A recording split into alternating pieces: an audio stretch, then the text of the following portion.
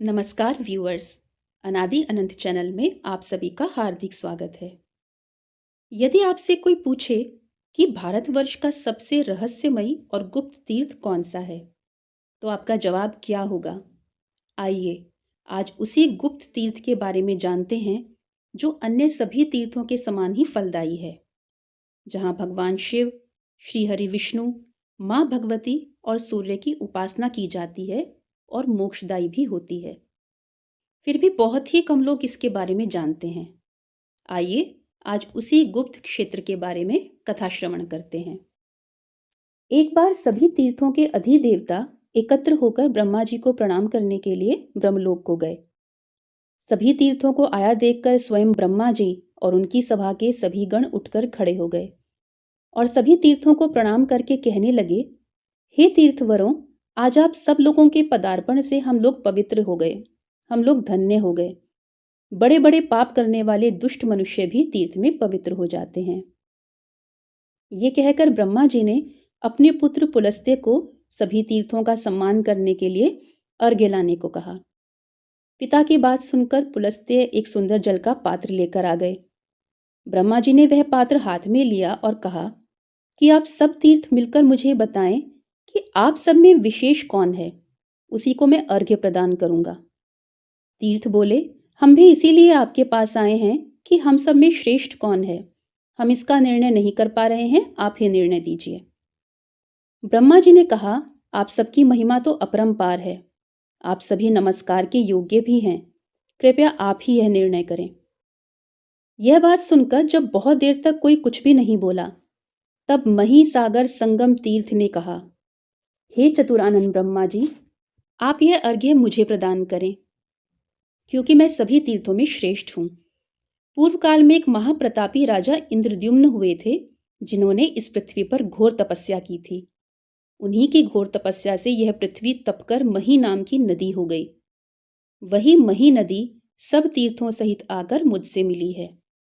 मुझे सबका सानिध्य प्राप्त है, इसीलिए मैं सर्वश्रेष्ठ हूँ। यह सब सुनकर बाकी सब तीर्थ तो चुप रह गए, लेकिन ब्रह्मा जी के बड़े पुत्र धर्म रुष्ट हो गए और बोले कि महापुरुषों को महान होने पर भी स्वयं की प्रशंसा तो नहीं करनी चाहिए। जो भरी सभा में इस प्रकार दूसरों को छोटा बताता है और स्वयं की प्रशंसा करता है, वह तो अहंकारी होता है। यह कहकर उन्होंने महिसागर संगम तीर्थ को श्राप दे डाला कि यह तीर्थ महान होने के बाद भी अपने अहंकार के कारण मनुष्यों के बीच में प्रसिद्ध नहीं होगा। यह सुनकर भगवान शिव के पुत्र कार्तिकेय जी वहां आए और बोले कि यह श्राप तो सही नहीं है। महिसागर संगम तीर्थ ने जो अपना गुण बताया है वह तो सत्य ही है। यह अर्घ्य पाने के भी सर्वथा योग्य हैं।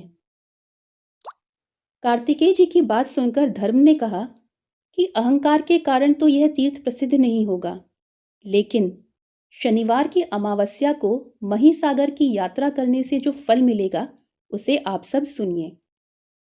प्रभास की 10 बार, पुष्कर की 7 बार और प्रयाग की 8 बार यात्रा करने से जो फल होता है, वही फल इसकी एक बार की यात्रा से ही प्राप्त हो जाएगा।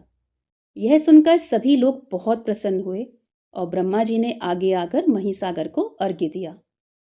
और यही कहानी है इस महान गुप्त क्षेत्र महिसागर संगम तीर्थ की, जो महान से भी महान फलदायी है। स्कंद पुराण के अनुसार पृथ्वी के सभी तीर्थों में स्नान करने पर जो फल होता है, वही फल महिसागर संगम तीर्थ में भी स्नान करने से होता है। यहाँ किया गया श्राद्ध पितरों को अक्षय सुख पहुंचाता है।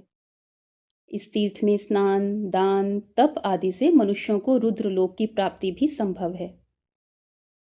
यह वही तीर्थ है जो गुजरात में स्थित है, जहाँ मही नदी अरब सागर से जाकर मिलती है। गुजरात में खंबात की खाड़ी आप सबने सुना होगा, वहीं पर मही नदी का अरब सागर से संगम होता है। ऐसे महान फलदायी तीर्थ की जो रुद्रलोक को भी प्राप्त करवाने में संभव है, उसकी सदा ही जय हो। यदि यह जानकारी आप सबको अच्छी लगी हो तो इस चैनल को सब्सक्राइब करें और वीडियो को भी लाइक कीजिए। धन्यवाद।